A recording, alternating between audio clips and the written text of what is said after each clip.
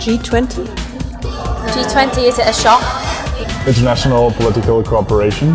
It's basically a summit where 20 of the world's leaders come together and they have a forum. Government? Great nations. Greatest 20. Global. Gather together again. Group, I believe.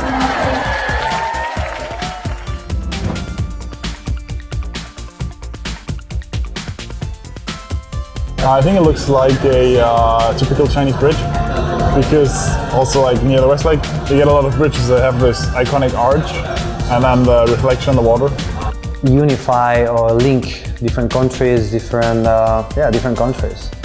So as a bridge between them. The Earth moving through space, so maybe it's emphasizing the small size of the Earth and the fact that we need to be careful about what we're doing on it. 20 green lines for some reason, because there's 20 countries. Yes.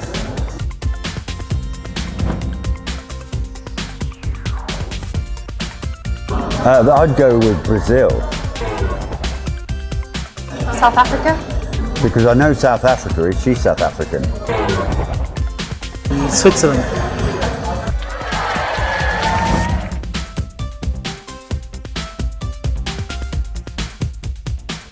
The first one would probably be this prolonged downturn that we've had in global commodity prices. They've just been depressed for a really long time now. I think in the environmental issues. Well, definitely I think should be about technology and innovation, because technology is shaping the way people lives. I think a second issue that'll be on the agenda is the whole immigration crisis that's happening in Europe, because that's having a huge effect, I think. Also, wealth disparity on the Earth at the moment as well.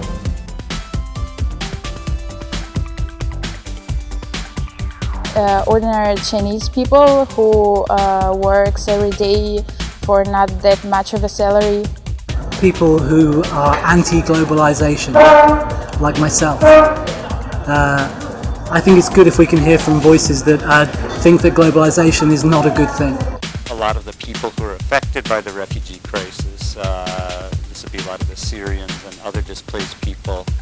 Maybe people who don't have a voice at the moment, obviously, like people in the lower classes, or people who don't have jobs, or people who are struggling to get a proper education.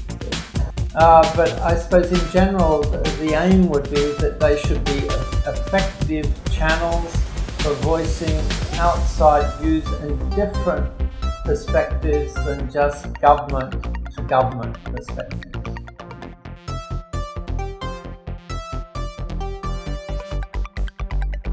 I think China's doing a pretty good job so far. So far, it's got my vote.